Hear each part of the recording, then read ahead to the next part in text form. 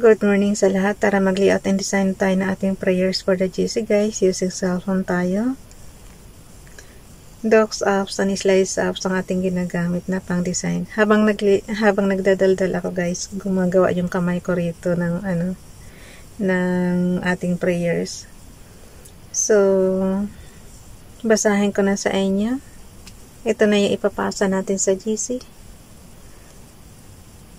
31 March 2024 from Family GC. Ang ating font ay Courier nyo. Kaya alam ko yung mga font guys. Katulad nyan, yung headings, di ba nakita nyo ang lalay ng pinaka-spacing niya. Katumbas na siya ng isang tab.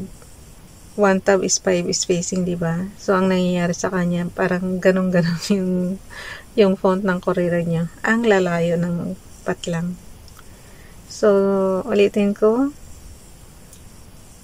Ang ating font ay Courier nyo, size 12. Text color ay blue. Highlight color is red. Yung matingkad na blue, matingkad na red. Ralph Lion from Family GC. Yung mga gustong sumali sa Family GC, guys, pakicontact yung ating founder, Harry B. De La Cruz, or yung mga admins, co-founder Muti, admins Roger Pacatang, Eileen Samurin, Aiki Akma, Saragolingan, Nanay Elsa sa Amerika, at ang inyong lingkod Ralph Lion Pagubo Vlogs. Dito muna tayo sa prayers ni Ralph Lion Pagubo Vlogs, yung kanyang Hebrews Bible. Okay. Tehillim Psalms chapter 71 verse 5. For thou art my tikvi, hope, Adonai Hashim, thou art my trust from my youth. So, alam na natin yung Hashim guys, is Yahweh yan. Ang tikvi naman is mayroon na rin ditong open close parenthesis na hope. So, ibig sabihin, pag-asa. Yan yung nakalagay dito na meaning ng tikvi. So, basahin pa rin natin sa ating Tagalog version. 71 verse 5. Awit. Ang Tehillim guys is awit. Chapter 71 verse 5. Panginoon, sa iyo ko inilagak ang pag-asa, maliit pang bata ako, sa iyo'y may tiwala na. So, yun. Pag-asa. Panginoon, sa iyo ko inilagak ang pag-asa. Maliit pang bata ako, sa iyo'y may tiwala na. Thou art my trust from my youth. Okay. So, dito naman tayo kay Princess Diane Channel. At least guys, tandaan nyo yung Tehillim is awit. Tikvi is pag-asa.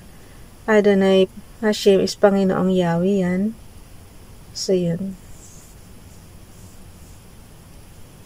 Dito naman tayo kay Princess Diane Channel.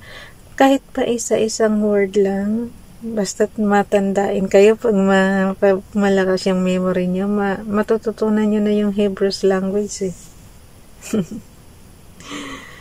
Okay, dito naman tayo kay Princess Diane Channel. And all these blessings shall come unto thee. Shall come on thee. Okay, alitin ko lang ha. And all these blessings shall come on thee, and overtake thee, if thou shalt hearken unto the voice of the Lord thy God. Deuteronomy chapter 28 verse 2. Dito naman tayo sa ating repost prayers. Ay, why January? Yung repost prayers na to, January. It means walang 31. Really? Oh, so yung kinuha nating repost prayers guys is January 31, 2023. Di ko alam bakit. Ano ba last year, March? Dapat meron din siyang 31 ng March. Baka nagkamali lang ako nito ng type. So, nakita niyo na guys, may typographical error tayo last year. Yung 31 March 2023 nagiging January. So, hayaan mo na siya. Repost prayers lang naman ito eh. So, dito tayo kay Ralph. Kasi di ba nangunguha lang ako ng mga i-repost prayer ko. Pero, dapat ang ano natin. So, ibig sabihin, understood ko na yan. Typographical error na yan. Last year. So, dito tayo sa kay Princess Dayan Channel at Ralph Lion Pag-Vlogs. Ayan, oh. Makikita mo lang pagka nag-ano ka na pagka on the spot mo nang babasahin. Okay. And Gideon sent messenger throughout all Mount Ephraim, saying, Come down against the Midianites, and take before them the waters unto Betbara and Jordan. Then all the men of Ephraim gathered themselves together and took the waters unto Betbara and Jordan. Judges chapter 7 verse 24. Pakibasa na lang sa inyong Bible King James Bible, guys. Dito naman tayo sa prayers ni Donalyn. Pakifollow sa kanyang Facebook account, Donalyn. Smile and be happy, be grateful for all the good things in your life. Good morning. May isa pa, good morning. Faith does not make things easy. It makes them possible. Ingat po tayo. God bless. Yan.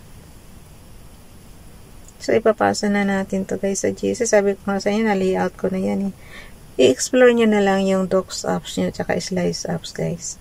Ganun lang siya kasimple. So, gawin ko muna, storage ko muna siya. Last day na ngayon ng ating month of March. So, yan.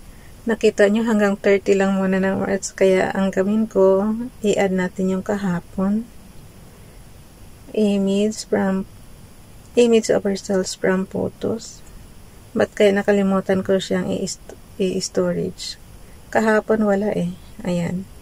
So, ito yung prayers kahapon. I-ano lang natin.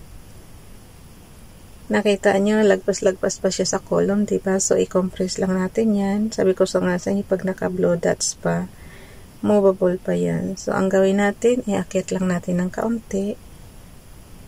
Tinuturoan ko na kayo ng ito yung sheets na, na ating apps dito sa cellphone. I-ano nyo lang kasi ang niyan is pang accounting purposes din yan. Parang Microsoft Excel lang. So, sabi ko nga sa inyo, i-compress lang ng konti, i-shoot lang doon sa column. So, pag alam nyo ng shoot na, i-toggle off nyo na, click nyo lang kahit saan. So, since wala tayong March 31 na date, i-copy lang natin yung March 30 para hindi na tayo mag-type. So, copy lang siya. Makita nyo, copy, paste, cut. So, piliin natin is copy. And then, ilagay natin kung saan yung cursor. Yung cursor natin, ilagay natin sa ibaba ng prayer ng March 30. So, i-ano nyo lang, pindutin nyo lang yung paste. So, automatic, meron tayong 30 March 2024. Ang gawin natin 31 yung 30. So, type lang natin, burahin natin yung 0, gawin natin 1. So, meron na tayong 331. And then, check lang yan. So, meron na tayong 31 March 2024. Ang gawin natin, ibaba naman natin yung cursor natin. Plus tayo. Image of ourselves from photos. Yung ating nilayout at binasa ka ngayon lang. So, yun ang i-ano natin. Baka magtaka yung iba, bakit may repost prayer ako ng January ha. Ibig sabihin guys, understood na yung typographical error yan last year. Kasi ang sinave as ko is, di ba sabi ko sa inyo, nagsisave as lang ako. So, ang sinave as ko is, alam ko, March 2023. So, ibig sabihin, pagdating ng 31, typographical error yun. Kasi ang naisulat is January. Ang galing, no? 1 year bago na laman na mali. Mali yung date. Sabi ko sa inyo sometimes di mo talaga maano yung may mali ka sa pag-layouting mo. Kaya kailangan talaga meron kayong proofreader. Gawin mo, pag na-layout mo, ipaano mo na sa proofreader mo. Kasi ako na lahat Ako nang nag-design, ako na nag-proprietor, ako na lahat. Kaya pag may mali man, walang ibang sisihin kundi sarili. So, okay na. Ano na tayo ng ipapasa na natin yan sa GC. So, ang gawin natin bukas is gawa tayo ng panibagong file name dito sa ating So, ang gawin lang natin, nakita nyo yung plus sign doon sa pinakaibaba. So, plus lang tayo. So, mayroon na tayong Tapos, ang gawin natin yung March. Control A yan sa sa pag-select all. Control A sa pinaka shortcut command, diba? So, dito sa cellphone is pindutin mo lang yung pinakaitaas na So, automatic lahat makakopy na siya. Yung pinaka-corner, guys. Tapos, ang gawin mo, click mo ulit. Lalabas yung copy, paste. So, pindutin natin yung copy. Tapos, punta tayo dun sa inad nating punta tayo sa inad nating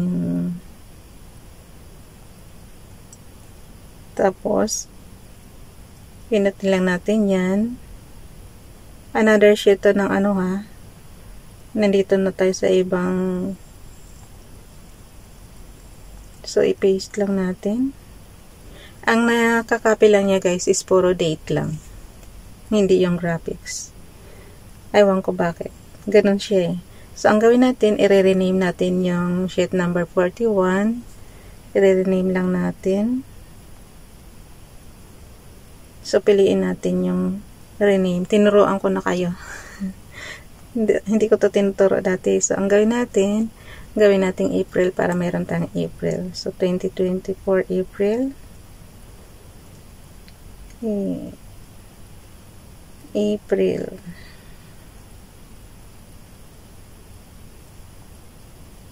(2024) April. Prayers for the GC.